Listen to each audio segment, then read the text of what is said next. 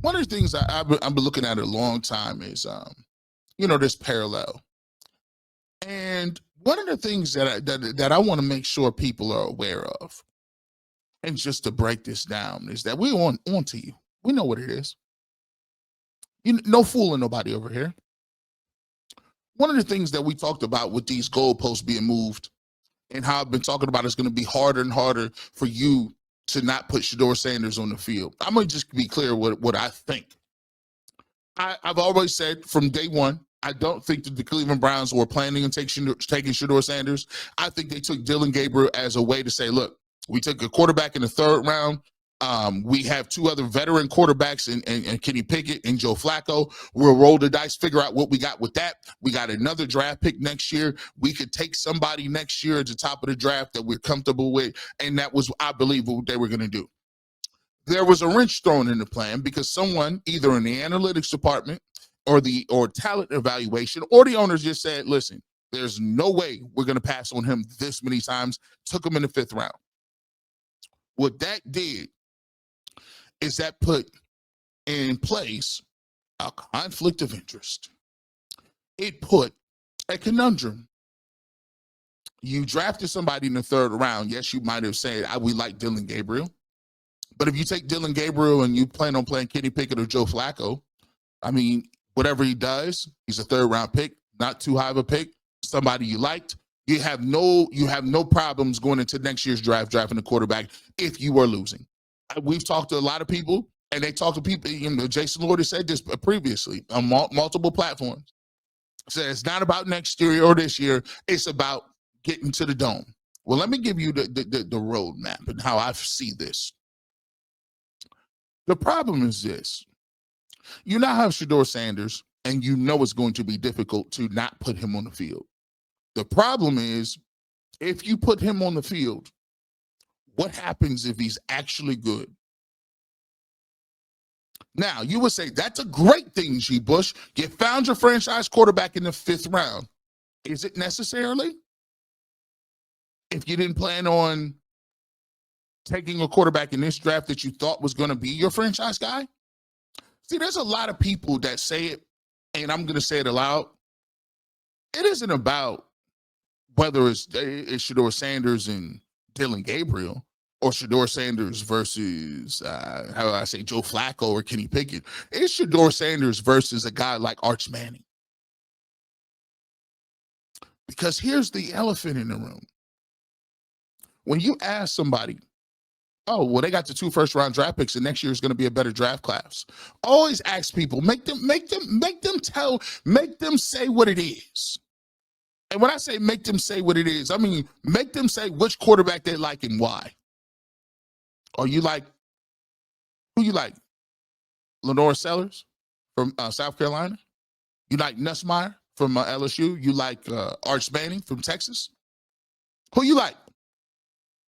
Who's your guy that you saw last year that was dominating, that is better than Shedeuer Sanders or anybody in Cam Ward in this draft? Oh, so they did play at the same time, and you didn't really notice anything. Drew Aller, I watched him multiple times here in Ohio. He played against Ohio State, and I saw him in Penn State. I saw him can't deliver the ball against Notre Dame.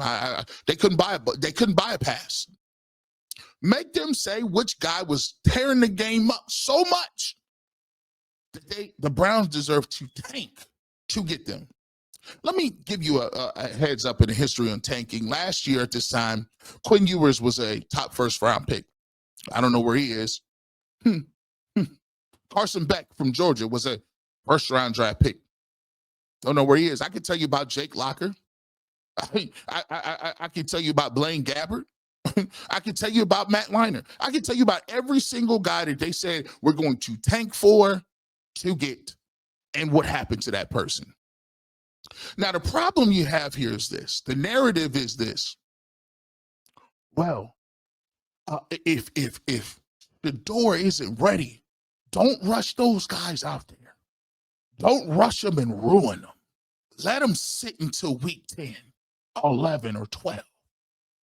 Give them an opportunity to succeed. Stop the games, people. You don't think we understand what's going on? So let me get this straight. So you play Pickett 6 games, you bad. You play Joe Flacco another 6, that's 12. You say Dylan Gabriel, we'll give you 3 chances, that's 15. And Shador gets to play, what, 3, 4 games tops? Now, in those 4 games tops, how much information are you going to gain from Shedeuer Sanders actually playing those 4 games? Probably not enough to make a decision on whether or not you're going to draft a quarterback the next year. See, that's where it is. The conundrum is now we can't say he can't outright play. We can't say that because we've been seeing that. We also can't say, well, he's going to do something to disqualify himself because we've seen his interviews. We see what he is. He's not really a head case. He's none of that. We can't even use his dad because his dad really don't say nothing. He's actually a coach and he's doing his own thing. So now it's let's save him because he quite isn't ready. I know those 7 or 8 offensive coordinators that he had, those even though you had Pat Shermer as your coordinator, that he might not just understand what's going on. We don't want to put him out there. So let's save him. So you're going to save him and you're going to play him to win. Then you get to next year, you get to a situation, and guess what people are talking about? Well, the Browns, if Shador was ready to play, he would have been playing earlier than that. If the Browns would have felt that Shador gave him an opportunity to win, evidently they didn't feel that way. Evidently, see, he couldn't get on the field. But before it's, let's just pump the brakes because we don't want to hurt his projection. We don't want to hurt his development. And I ask you, I say, okay, well, what if Shador don't play the whole season?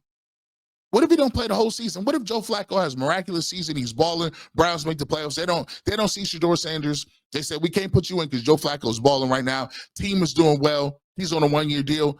Is it possible that they could see Shedeur as a franchise quarterback, even though he didn't play this year? No. If he doesn't play this year, they're going to draft the quarterback next year. So what is he? You don't want to play him now to hurt his future, but if he doesn't play, he don't have a future? Make it make sense, people. See, the stall tactics is cute. We can see it coming from a mile away, though.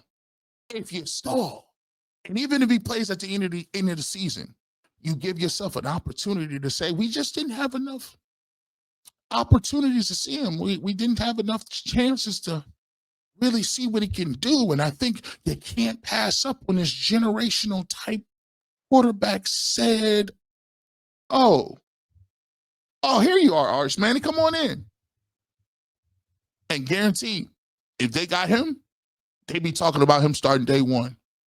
All the distraction stuff that they talked about with Coach Prime, that becomes an added bonus with the Mannings. You don't believe me? Let's go ahead and talk about it. I told you I was cooking. I got the receipts. I might want to, this is why you can't do nothing. We can't have nothing nice. Now watch this. We've talked about this a little bit. Let's throw this up here.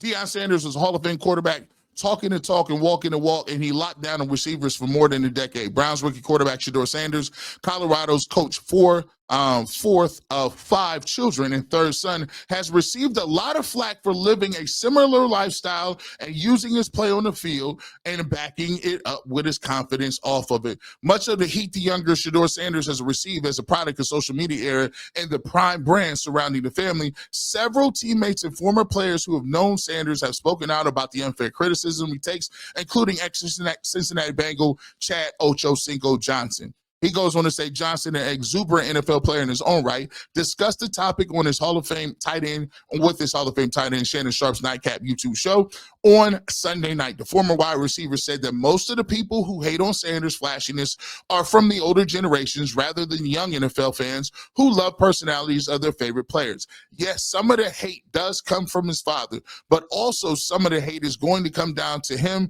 and what he's been able to accomplish so far, Johnson said. What people mistake as arrogance or cockiness, which is merely confidence, some people just don't like that. Some people want you to be humble. They want you to dim your light because it makes them uncomfortable. Well, let's talk about the comfort level that people had all the time. This is the level of comfort that people have had for well over 30 or 40 years. Let's take a look at this, because I think this all ties in. Because I'm gonna watch how this works. Now, we just got done talking about Arch Manning. And by the way, people are talking about losing games to get Arch Manning. Let that sink in, and he's played 2 games. 2. Yeah, not 20, not 4 years, not a whole season, not 6 games, not even conference games. He's played 2 games. And people are telling me that we should lose every single game just to draft him number 1. Now, if memory serves me correct, the saying goes, if you take the name off the back of Shador's jersey, where would he be drafted? What? I mean, after 2 games, I think that has to apply to all. You see what? See. Okay. Now, for all of Coach Prime's flashiness, for all of his, they don't like Prime, screwed him up, Prime rubbed them in the wrong way, Prime did this, Prime did that, Prime did. Eli Manning finally reveals why he refused to play for the Chargers after they took him with the top pick in 2004. Now, let me get this right. For what they even thought in insinuating Prime was saying, for what they even thought that he would jump and even insinuated that he would choose where Shador went. That slid him to the 5th round. It looked like it worked and was rewarded right here when Eli pulled it. It looked like it was celebrated when Eli actually did it. How you mad at somebody for even insinuating or reading into that he might even think about doing it, but the person who actually did it, we hear nothing from that. We see no. Well, I got the article. I just went, 2004 is a long time ago. 20 years is a lot. A lot of things happen in 20 years. Maybe we need to remind people this is how it went down. Let's go ahead and throw this up here. It's been 17 years since the Chargers made Eli Manning the number 1 pick in the 2004 draft. And to this day, the 2-time Super Bowl winner has really never explained why he didn't want to play for them. But that changed this week during the interview on the 10 Questions with Kyle Brandt podcast. He's been on the show in UCSS. Eli finally revealed why he refused to play for the Chargers, who were located in San Diego. It was a decision having talked with my agent, coaches, general manager, and owners, Manning said. Going through the draft process, I was just worried about the Chargers organization at the time. I felt it was the right decision, and I had a little pull. I quietly tried to say, hey, please don't draft me. It can be our secret, and they didn't keep it a secret, their secret part very well. At the time, Manning was represented by Tom Condon, who was represented by Chargers coach at the time, Marty Schottenheimer. The quarterback at the time, Drew Brees, and the team star running back LaDainian Tomlinson. So Condon likely had a good feeling of how Manning would have fit in. Back in 2004, the Chargers also were gaining reputation as a place young quarterbacks should avoid. Drew Brees had a rough first 2 seasons in San Diego, and that came shortly after the team's debacle with Ryan Leaf, who was the number 2 overall pick in 1998 draft. So let me get this right. All this Prime talking, what Prime did and how Prime moved, and he did his son a disservice, but yeah, I guess this thing happens in real life. Oh, it happened 20 years ago? Oh, by the way, talk about Prime standing up for Shedeuer Sanders. Let's talk about what he says about his father, Eli Manning, and his dad. It wasn't my dad. He was trying to take the heat off me. He knew I was going to get criticized, Eli said, told Brandt. After that, the Chargers turned it around. They got Sean Merriman. Drew Brees started playing great, and the Phillip Rivers started playing great. Then went to the AFC Championship games. They made a lot of playoffs to turn things around. The 2004 draft ended up being one of the most dramatic ones in NFL history. Just days before, Manning's agent Condon told the Chargers that Eli would sit out the entire 2004 season if the team drafted him with the 1st overall pick. The Chargers ended up ignoring the threat, and they decided to take Eli at the top of the pick anyway. Although Manning would get traded to the Giants less than an hour later, he did end up posing for what it will likely go down as the most awkward draft day photo of all time in NFL history. Now, let me just say this. For someone whose family actually did this, I think it's quite funny that people are willing to lose all their games to take Arch Manning. Don't you find that strange? He actually decided he was not going to play.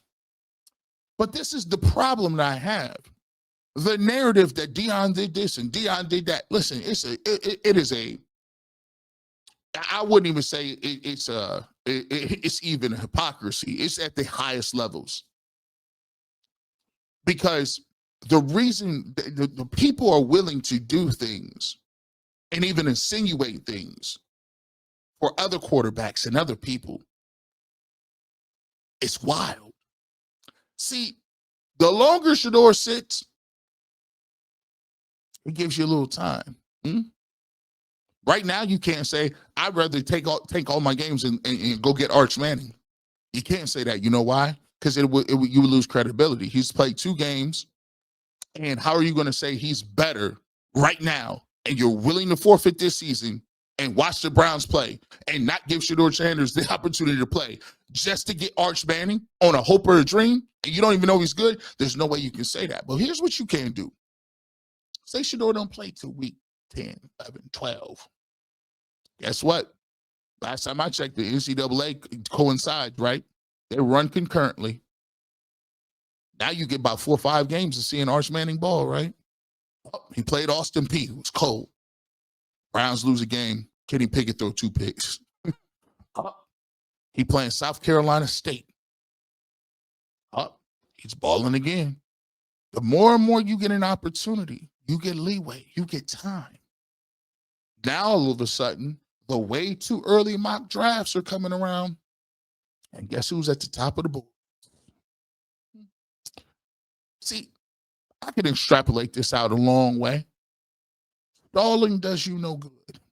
Because like Ochocinco said, it gets too loud. That is the reason they didn't want to draft Shedeuer Sanders, because guess what? It's hard to really punt on seasons and you got somebody sitting on a bench that's that popular. It just don't work that way. Browns will find out the easy way or the hard way. Hopefully, in my opinion, he should play sooner rather than later. Told you I was cooking. Put it in the comment section. If you think I'm crazy, just tell me I'm crazy. Put it in the comment section. I'm willing to have a conversation with you, but I'm telling you right now, the Arch Manning elephant in the room is alive and well. We'll continue on.